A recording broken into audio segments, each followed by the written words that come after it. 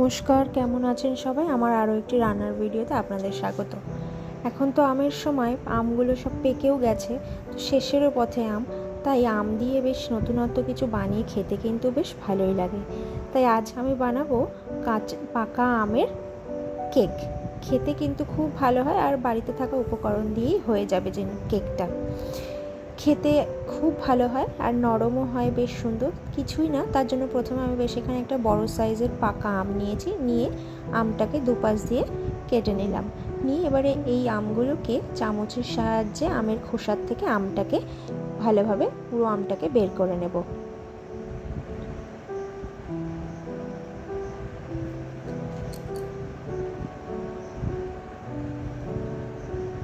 এইভাবে আটির থেকেও সব আমটাকে আমি ছাড়িয়ে নেব।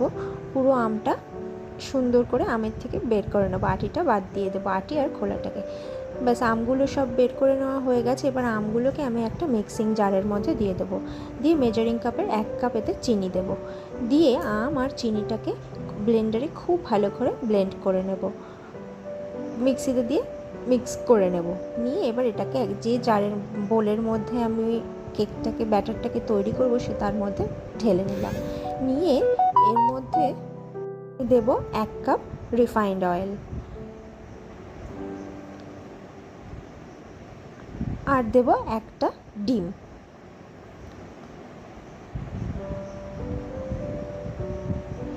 এবারে ডিম আর এই রিফাইন্ড অয়েলটাকে খুব ভালোভাবে ওই আমের পাল্পটার সাথে মিশিয়ে নেব, যতক্ষণ না পর্যন্ত তেলটা আমের সঙ্গে খুব ভালোভাবে মিশে যায়। কেক যত ভালো করে মিক্স করা যাবে কেকের ব্যাটারটাকে, কেক কিন্তু তত সফটও হবে আর স্পঞ্জিও হবে, খেতেও ভালো হবে। কেকটা কিন্তু পুরোটাই নির্ভর করে এই মেশানোর ওপরে। এবারে এই আমের ব্যাটারটার মধ্যে আমি দিয়ে দেব 1 কাপ ময়দা, বড় কাপের 1 কাপ ময়দা দিয়ে এবার ময়দাটাকেও আমি খুব ভালোভাবে এই আমটার সঙ্গে মিশিয়ে নেব।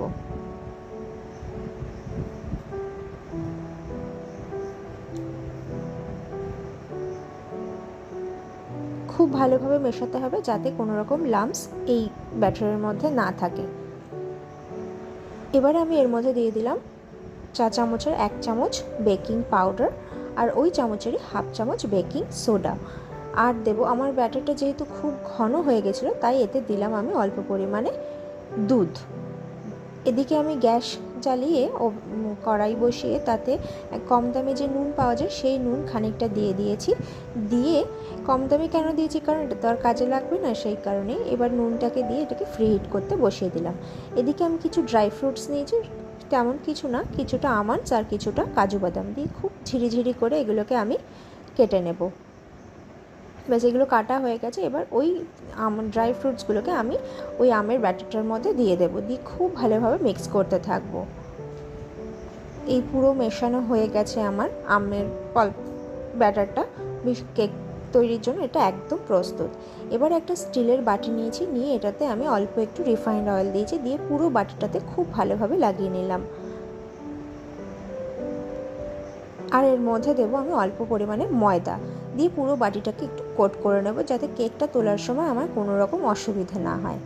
এবারে আমের যে ব্যাটারটা ছিল আমার, সেইটা পুরোটা ওই স্টিলের বাটিটার মধ্যে দিয়ে দেব।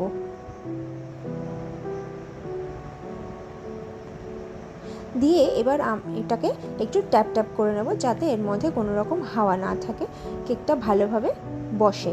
আর ওপর থেকে আমি যে ড্রাই ফ্রুটস কিছু কেটে রেখেছিলাম তার থেকে কিছুটা বেঁচে ছিল, সেগুলো ওপর থেকে ছড়িয়ে দিলাম, দেখতে বেশ ভালো লাগবে। এই পুরোটা হয়ে গেছে। এবার এটাকে আমি ওভেনে বসিয়ে দেব। আগে থেকে যে নুন দিয়ে গরম করতে বসিয়েছিলাম তার মধ্যে একটা স্ট্যান্ড দিয়ে তার উপর কেকটা বসিয়েছি। ব্যাস এটাকে 40 মিনিট রেখেছিলাম একদম লো ফ্লেমে রেখে। এবার একটা ছুরি দিয়ে আমি চেক করে নিচ্ছি যে কেকটা আমার রেডি হয়েছে কিনা। কেকটা পুরো রেডি হয়ে গেছে, আর 5 মিনিট রেখেছিলাম, কেকটা সম্পূর্ণ রেডি হয়ে গেছে। এবার কেকটাকে তুলে নেওয়ার পালা। ছুরি দিয়ে বাটির চারপাশটা খুব ভালোভাবে ঘুরিয়ে নিলাম, নিয়ে এবার এটাকে তুলে নিলাম। কেকটা ভীষণ সফট হয়েছিল আর খেতে তো দুর্দান্ত হয়েছিল। এই যে কেকটা সম্পূর্ণ হয়ে গেছে। ওপর থেকে ড্রাই ফ্রুটসগুলো দেওয়ার কারণে কেকটা কিন্তু দেখতে খুব ভালো হয়েছে।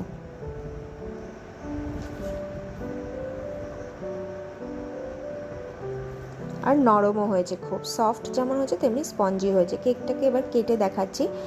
ভীষণ ভালো হয়েছে, নরম হয়েছে একদম।